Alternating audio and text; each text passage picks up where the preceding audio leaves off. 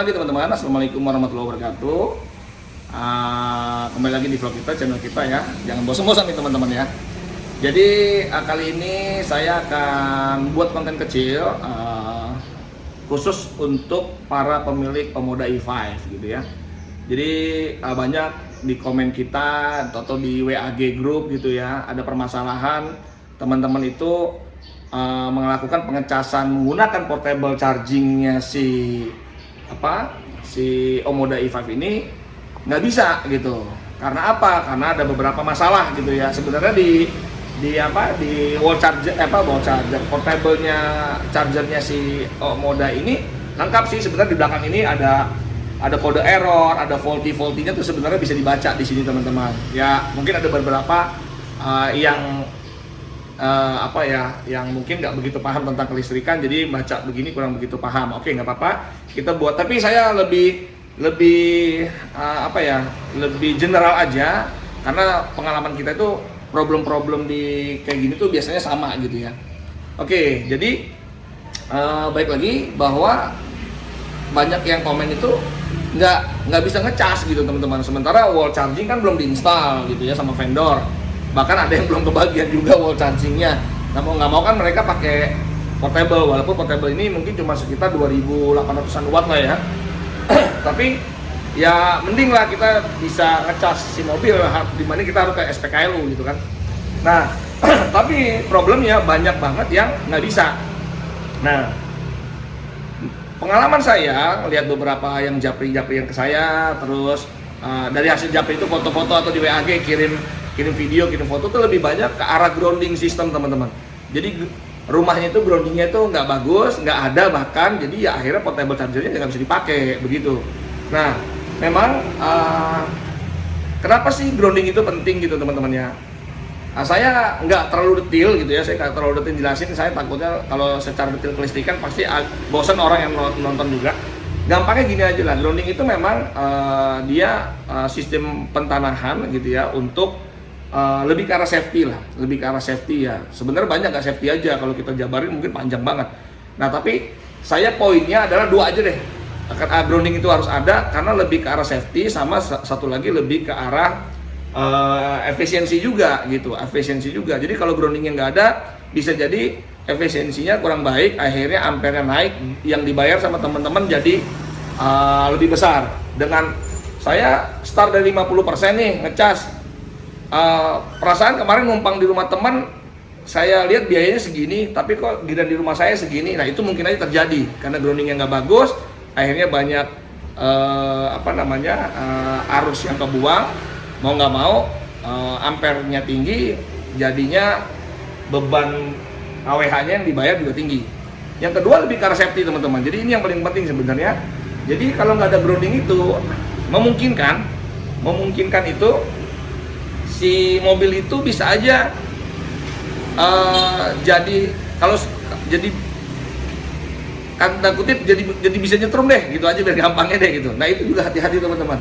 Jadi kalau teman-teman tidak ada groundingnya, proteksi groundingnya, itu memungkinkan sekali jika terjadi arus bocor itu tidak dibuang ke bumi, tetapi ya akhirnya kita merasakan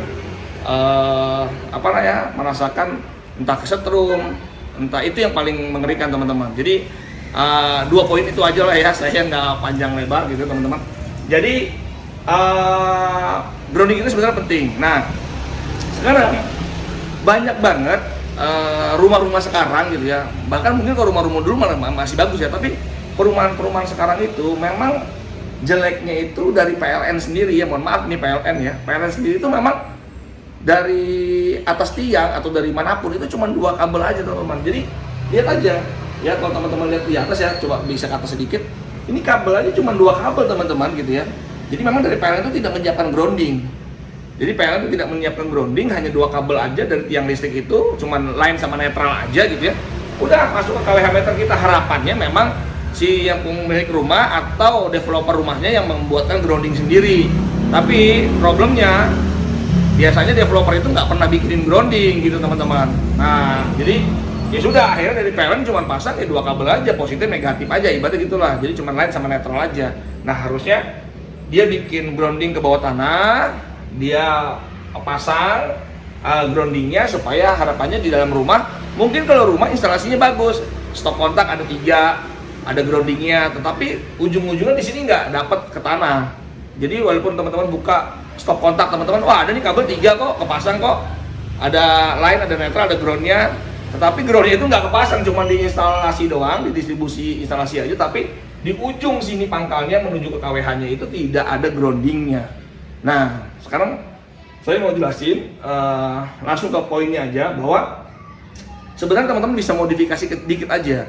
Modifikasi dikit, teman-teman memang ini agak ribet ya, agak ribet kalau orang yang nggak ngerti tentang kelistrikan. Tapi ya mungkin aja di rumahnya ada yang ngerti tentang listrik, bisa aja minta tolong bantuan dia gitu ya.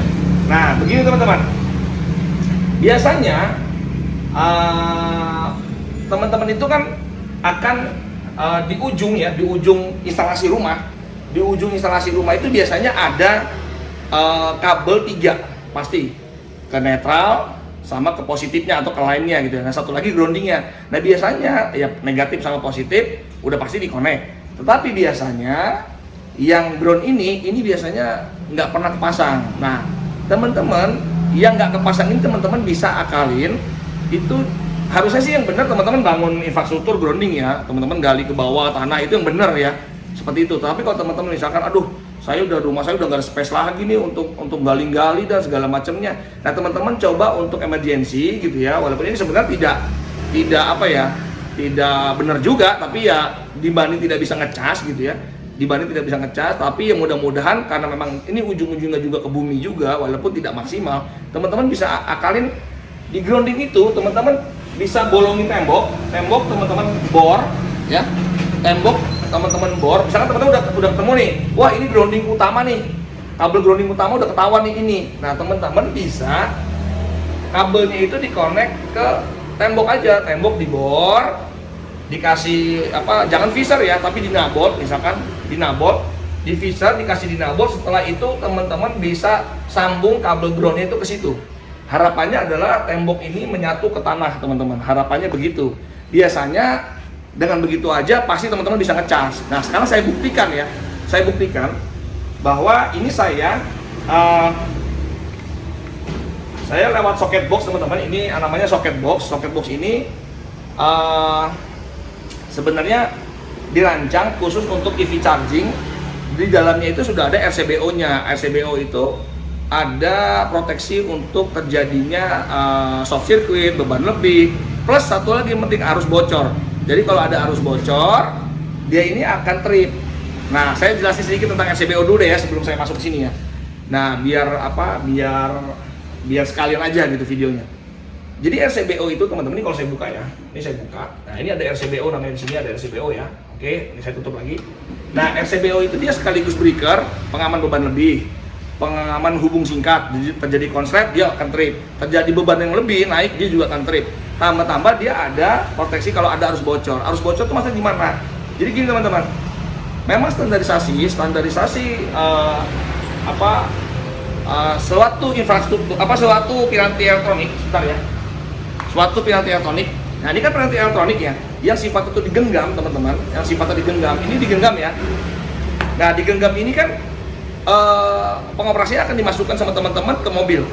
Nah kalau terjadi di sini, walaupun ini bahannya memang sudah plastik ya, sudah aman dan segala macam, tapi kita tidak tahu teman-teman yang namanya barang listrik itu kita nggak tahu apakah memang nanti terjadi air di sini misalkan gitu ya, nggak sengaja nih basah teman-teman, terus genggam pas banget bocor setrum. Nah karena kalau prinsip dasar listrik teman-teman, ini saya karena orang listrik jadi saya sering banget kalau di lapangan dulu ya, waktu zaman saya masih sering di lapangan itu sering banget kalau kita ngetes listrik, misalkan saya nggak punya tes pen, teman-teman tuh ini ada kabel nih, kabel ini bertegangan apa enggak nih, kan kita mau ngetes dong, ini kabel gimana, bertegangan apa enggak nih, takutnya nyetrum apa enggak gitu kan. Pakai apa teman-teman? Biasanya pakai tes pen kan. Nah tes pen, oh nyala nih, berarti ada strumnya nih. Tapi kalau nggak ada tes pen gimana? Nah kalau orang-orang listrik teman-teman, orang-orang listrik di lapangan termasuk saya gitu ya, itu kita kalau nggak tes pen terus gimana caranya kan nggak bingung. Nah tetap kita pegang teman-teman, bayangin tuh, tetap kita pegang, tapi ada teknik megangnya. Nah suatu ini kabel listrik misalkan, ini ada strumnya nggak sih? Kalau teman-teman megangnya begini, gitu ya, megangnya begini, ini genggam karena prinsip listrik itu kalau kita tersengat listrik itu akan lebih narik teman-teman, akan lebih narik.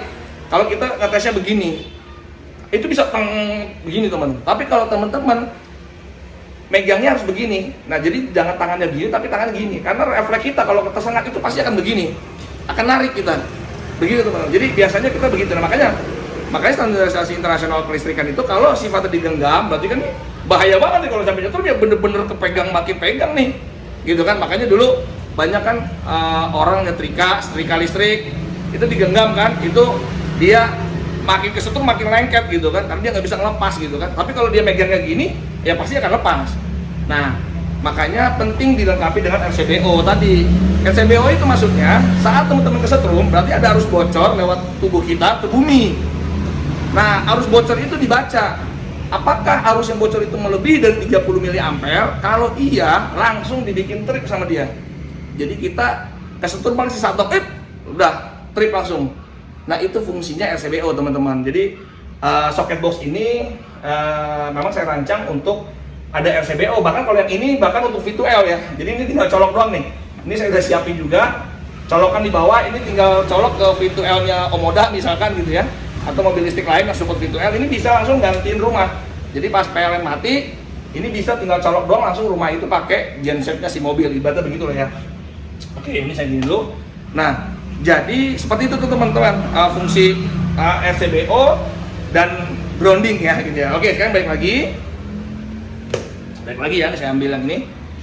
Nah, sekarang saya kasih lihat teman-teman ya. Jadi saya buktikan bahwa kalau groundingnya nggak bagus itu terhadap chargernya juga nggak bagus. Oke, sekarang saya colokin dulu di sini ya. Nah, kebetulan socket box yang saya desain ini, di sini itu bisa buat charger portable yang 32 ampere, atau sebelah sini ya, sebelah kiri ini buat seperti ini, colokan rumahan biasa. Saya coba colok ya. Oke, saya coba colok.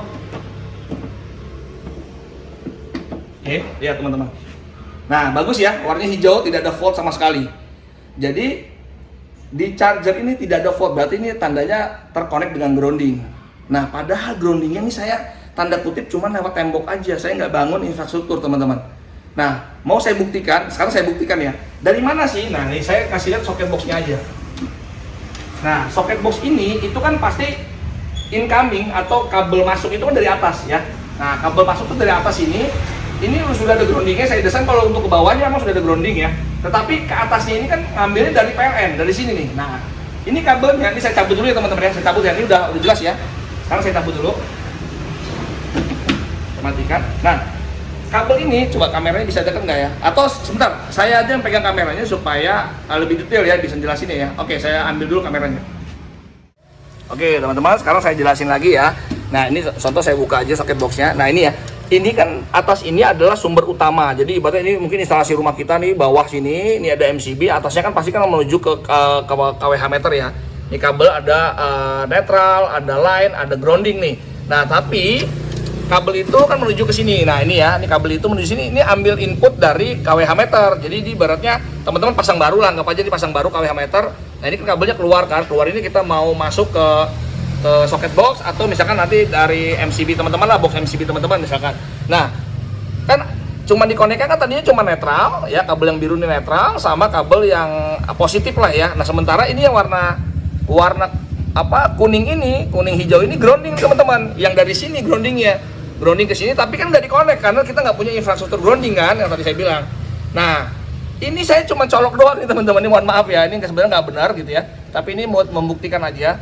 Ini tuh saya cuma colok doang ke tembok. Jadi tembok ini kebenaran ada lubang di sini. Ini saya colok doang, kabel itu saya kupas, saya colok doang teman-teman. Dan itu membuat dia jadi seolah-olah terkonek dengan grounding gitu teman-teman. Nah, ini buat solusi aja buat teman-teman yang misalkan tidak bisa ngecas di rumah gitu ya.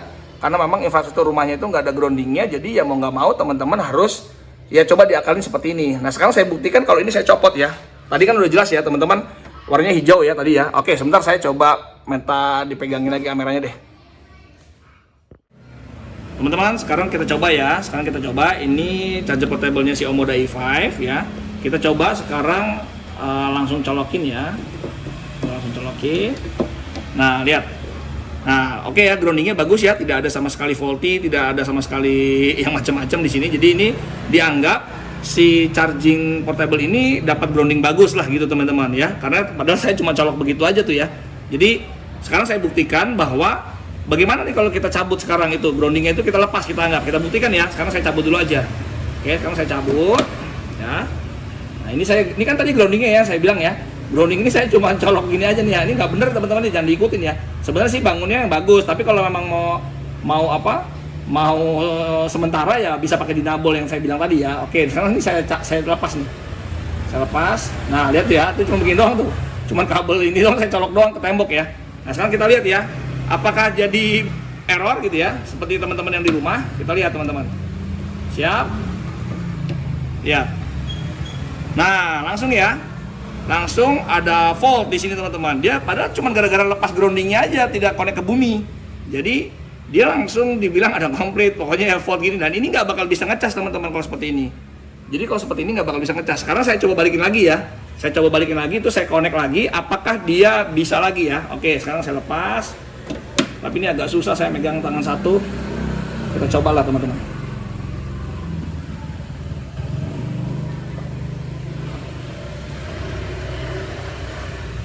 Oke lah ya, kita anggap seperti itu ya. Kita anggap seperti itu, mudah-mudahan itu colokannya bagus. Kita lihat lagi. Tuh, bagus lagi ya. Lihat. Nah, karena kabelnya terkonek ke bumi untuk groundingnya teman-teman. Berarti ini seolah-olah ya dia pentanahannya bagus teman-teman.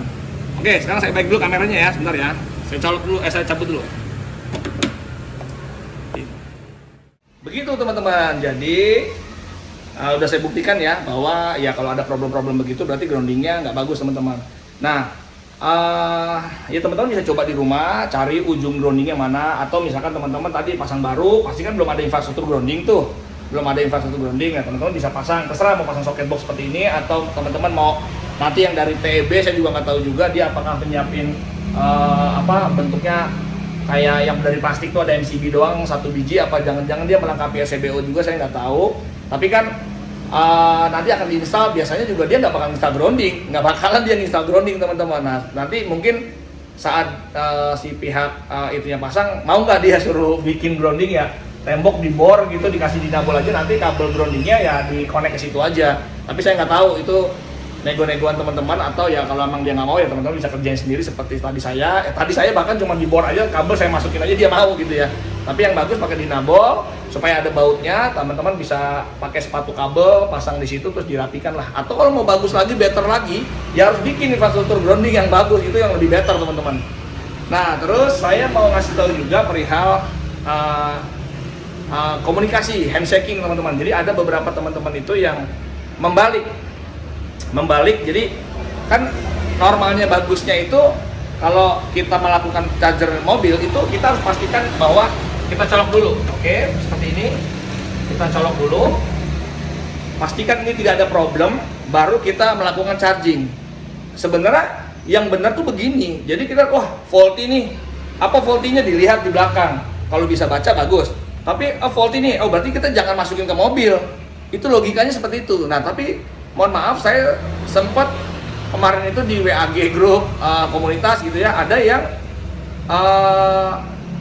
bahkan dari bengkel sendiri ngomongnya dibalik aja. Jadi jangan listrik duluan, tapi dari mobil duluan. Jadi dicolok dulu, baru dicolok listrik. Memang itu bisa teman-teman, itu bisa membantu. Karena apa? Karena dia memaksa. Kan karena kalau teman-teman ngikutin channel kita sebelumnya itu kita pernah bedah ya, kita pernah bedah ini ya. Kita pernah bedah ini bagaimana dia bisa berkomunikasi dengan si mobil listrik. Waktu itu saya coba pakai mobil AirEV ya. Jadi intinya kita pernah bedah. Memang pada prinsipnya itu harus handshaking dulu teman-teman, harus komunikasi. Jadi dia harus komunikasi dengan mobil, baru dia bisa masuk ngecas. Nah, kalau teman-teman masukin duluan, ya teman-teman masukin duluan. Nah, memang dia dipaksa untuk komunikasi teman-teman. Jadi waktu dia connect, dia langsung handshaking, dia langsung jabat tangan, komunikasi, langsung arus itu dibuka. Akhirnya dia bisa ngecas. Tetapi dengan catatan faulty-nya atau groundnya tidak ada gitu, tidak, jadi ada permasalahan ground diabaikan lah seolah begitu ya. Itu boleh teman-teman. Jadi kalau insidentil teman-teman emergency di rumahnya nggak apa-apa, Tapi ada beberapa kejadian juga, ada beberapa kejadian groundingnya tidak terpasang dengan baik, teman-teman melakukan pengecasan, akhirnya akhirnya ada anggota keluarganya, anaknya megang bodi mobil, akhirnya dia nyetrum gitu teman-teman. Jadi itu yang saya hindari. Jadi saya harus edukasi teman-teman yang baik yang seperti ini. Jadi kalau memang ini sudah tidak ada masalah, ya sudah, baru lakukan charging. Jangan dibalik, dipaksa untuk dia melakukan charging. Ya syukur-syukur kalau tegangannya pas banget, ini jangan-jangan rusak nih, anggap aja ininya rusak, nggak sengaja kemasukan semut atau kena air basah, tiba-tiba teman-teman masukin ke mobil baru dicolok, ternyata ini rusak, ngelos. Akhirnya malah OBC kita rusak, mobil kita malah jadi rusak gitu teman-teman. Nah itu yang hati-hati, sebisa mungkin perilakunya harus listrik dulu, pastikan tidak ada yang masalah, baru kita colok ke mobil. Begitu ya teman-teman ya, ini takutnya kepanjangan videonya. Ya pokoknya ini mudah-mudahan jadi masukan buat teman-teman. Siapa tahu ini bermanfaat juga buat teman-teman, terutama para pemilik mobil EV baru yang bingung kenapa nggak bisa charging gitu ya. Sekaligus tadi ya safety, RCBO dan segala macam. Mungkin nanti saya akan bikin konten lagi yang spesifik tentang safety-nya dan segala macamnya. Gitu teman-teman. Ya syukur-syukur nanti saya bikin spesifik lagi. Sebenarnya sudah ada sih kalau teman-teman ikutin konten kita di yang sebelum-sebelumnya itu kita bahas tentang V2L-nya walaupun bukan di Omoda E5 ya. Tapi sama lah pada prinsipnya, kalau listrik sama gitu ya. Jadi bagaimana bikin ini supaya kalau listrik mati tinggal otomatis dia bisa langsung bisa kita pakai mobil gitu. Itu teman-teman bisa ikutin vlog kita sebelumnya lah, ada lah di situ ya. Oke teman-teman, sampai di sini aja dulu. Sampai ketemu lagi di vlog kita berikutnya. Silahkan di like, di share, di komen, di subscribe juga boleh teman-teman. Enggak juga nggak apa-apa. Begitu aja dari saya. Assalamualaikum warahmatullahi wabarakatuh. Bye bye.